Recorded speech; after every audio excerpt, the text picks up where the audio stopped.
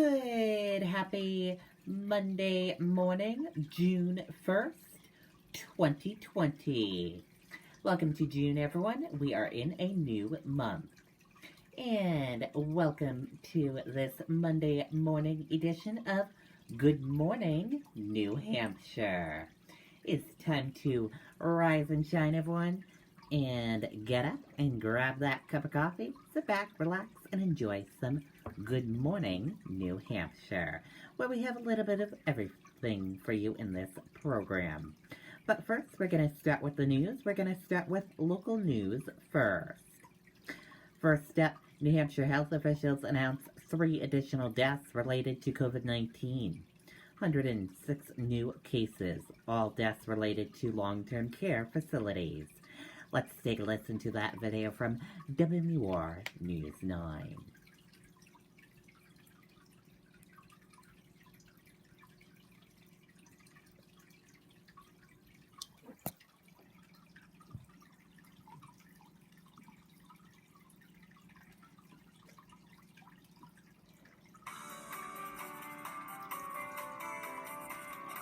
Cases of COVID-19 in New Hampshire tonight, 3 new deaths, all in long-term care facilities, bringing the total now to 245.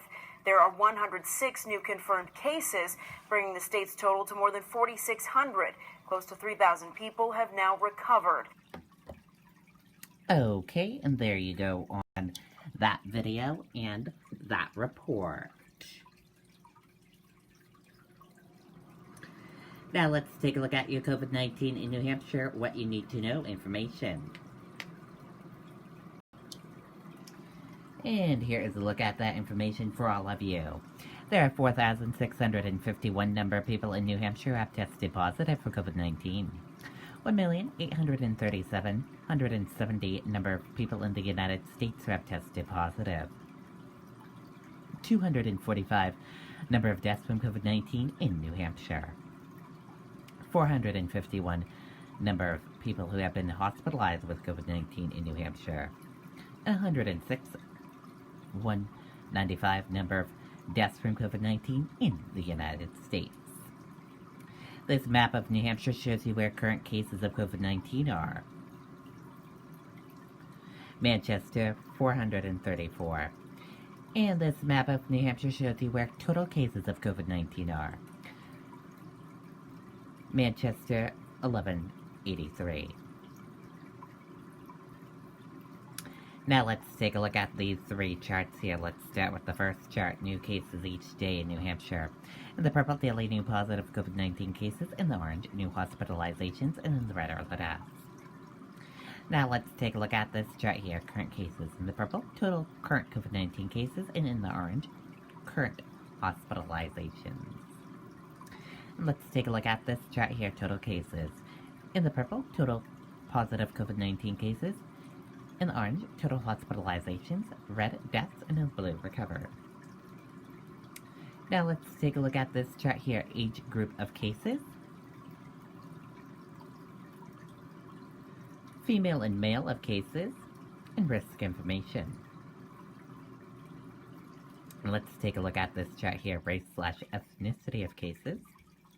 Hospitalizations, deaths, and percent of New Hampshire population. And your common symptoms: fever, lack of smell, cough, chills, and difficult breathing. How it spreads, and prevention tips. And be sure to stay with the Riley King Network for the latest of your COVID-19 information. Man found dead after shooting sparks SWAT response evacuations in Gilmington. Police deployed robot inside home and discovered man was dead, officials say. Let's take a listen to that video from WMUR News 9.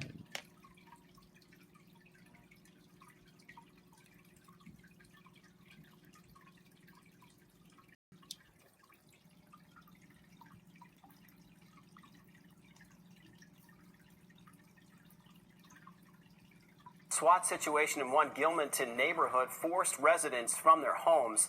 This all happened on Lakeshore Drive yesterday. Police were called to a home after a resident allegedly fired shots at kids going door to door mowing lawns, and then allegedly fired at responding officers. The SWAT team was later called in.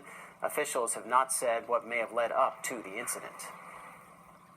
A whole row of vehicles coming down the street. They started arming up with riot equipment, helmets, as well as riot rifles. Police officers in that special vehicle told us to get back in the house and lock the doors. So we sat there for over an hour, long time, and happened to notice everything going on, helicopters. It was pretty interesting. Now, police deployed a robot inside the home and discovered the suspect was dead. Okay, and there you go on that video and that report.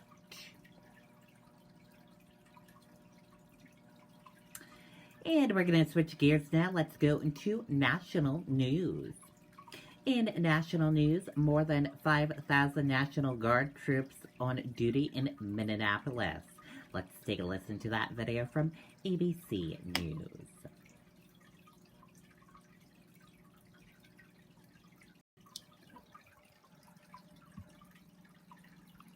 Meantime, in Minneapolis tonight, the curfew is in effect for a third night now. More than 5,000 National Guard troops on duty. George Floyd's brother has now arrived in the city, his family seeking justice, and we talked with his brother right here tonight. He told our Alex Perez that the other 3 officers should be charged, as investigators there now look at new video showing the moments before George Floyd's death. Alex Perez from Minneapolis, again tonight. Tonight, investigators looking at new video showing what appears to be the minutes before George Floyd was pinned to the ground and died. Floyd can't be seen in the video, but you can see one officer leaning into the police car scuffling. Floyd's family speaking out tonight, calling for charges to be filed against the other officers involved. I want to see justice. I want to see all of them get punished to the full extent for what they did to my brother. Please, I can't breathe. Fired Officer Derek Chauvin, seen here in that horrific video, jamming his knee into Floyd's neck while he's pinned on the ground handcuffed, now on suicide watch, charged with third-degree murder. No charges so far for the other 3 officers involved. Do you want to see the other 3 officers charged? Yes, I think from what I've seen in all this, I do think that. I'll let the prosecutors and the folks decide. I do think that's warranted. Tonight, authorities in Minnesota extending the evening curfew for a third night, shutting down freeways and mass transit, and deploying more than 5,000 National Guard troops. Last night, no major destruction or significant fires after dozens of buildings and businesses were reduced to rubble. The owner of this restaurant destroyed by vandals, vowing to rebuild, saying she supports the demonstrations. This was the only way to get the attention of the people running the system to bring justice, then so be it. The community coming together tonight, breaking out brooms, determined to pick up the pieces. David, his brother Terrence adamantly and emotionally condemns the violence. He says George stood for peace. He worries the violence will overshadow his legacy. David? George Floyd's family condemning the violence tonight with our Alex Perez. Alex, thank you. Hi, everyone. Okay, there you go on that video and that report. And we're going to switch gears now. Let's go into business news. In business news, stock futures are slightly lower beginning June as Wall Street aims for a third straight monthly advance. U.S. stock futures pointed to slightly losses to begin June trading on Wall Street after consecutive monthly gains. And we're going to switch gears now. Let's go into weather. Your weather right now is sunny, 52 degrees. And your weather for today, sunshine and a few clouds, high 63 degrees. Winds northwest at 10 to 15 miles per hour. And we're going to switch gears now. Let's go into New Hampshire Life segment. In today's New Hampshire Life segment, Granite United Way's COVID-19 response helping thousands of Granite Staters. Helped over 2,000 Granite Staters. Let's take a listen to that video from WMUR News 9.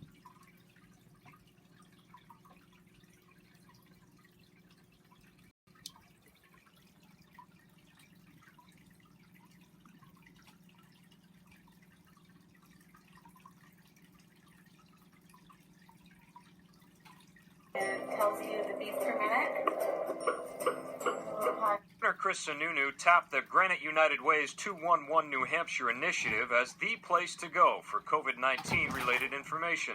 Since then, the hotline has received more than 35,000 phone calls. Of course, the top concern was COVID-19, people getting information about their safety and their wellness, followed up by financial assistance calls, assistance with rental, mortgage, and any number of behavioral health calls that people are worried about. The Granite United Way serves about 80% of New Hampshire. Its COVID-19 relief fund was established to help partner organizations in the state, raising about $850,000 to date. Combined with the 4 other United Way organizations in New Hampshire, they've raised close to $2 million.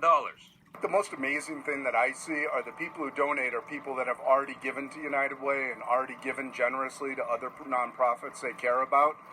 We closed our campaign, this crisis hit, the same people came right back to us and said, what else can I do? That money has helped over 2,000 people and 600 families. It's distributed to places like NeighborWorks of southern New Hampshire. Even before the stimulus funds were able to come out, we were able to help people get gift cards for grocery stores and get checks to help pay household bills, make sure that they can pay their rent on time. The Granite United Way has also distributed 100,000 protective masks to its agencies in the state. They know the crisis is far from over, so the organization says it will continue to adapt to meet the needs. In Manchester, Jason King, WMUR News 9. Okay, and there you go on that video and that report. And switching gears now, let's go into cooking segment. We have a cooking segment for you right now. Cook's Corner, homemade Italian sauce. Let's learn how to make some homemade Italian sauce. Let's take a look at this video.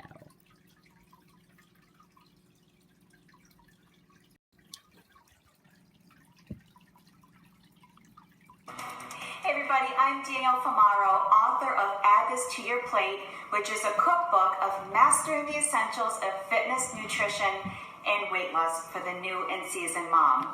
And today I'm going to teach you how to make the most simple Italian sauce, super easy, little ingredients, and costs under $10 and can probably feed a family of 4 for a couple of days. So let's get started. First, we're just going to drizzle a little bit of oil into your pan, just a nice light oil, like an avocado oil. And we're going to do about 1 onion. We're going to do about 4 carrots, 1 beef bouillon cube, a little bit of crushed red pepper, and that's going to saute. We're going to stir this around and just let it saute. It already smells amazing, and look, barely any ingredients. And at times like this, guys, we just want to have something that's, easy to make, affordable, and can go a long way for the family. So after these vegetables saute for about 20 minutes, they get nice and soft. What I'll then do is add 1 can of a tomato puree. And once I do that, I stir the ingredients around, I let those marry each other, and then I cover it, and I let it cook for another 20 minutes or so. And I just kind of leave a little crack when I cover it on the top. And once that sauce is done, it's going to look a little bit like this. Once it's all finished, what you have is this beautiful tomato sauce. It's nice and thick. You can just put a spoonful over about 1 pound of elbow pasta for the kids, and they will absolutely love it. And if you've got a baby, elbow pasta is so awesome to have for finger foods. So it's a really great finger food for baby. It's super easy for the family. And like I said, it's such a cost-efficient dish to make. And so that's my Casa Romana sauce. And guys, thank you so much for coming into my kitchen today and enjoying a meal with me. Have a wonderful rest of the day. Looks yummy. And we're gonna switch gears now. Let's go into some entertainment news. In today's entertainment news, how Lori Loughlin's daughter impacted her decision to plead guilty. Let's take a look at that video from Entertainment Tonight.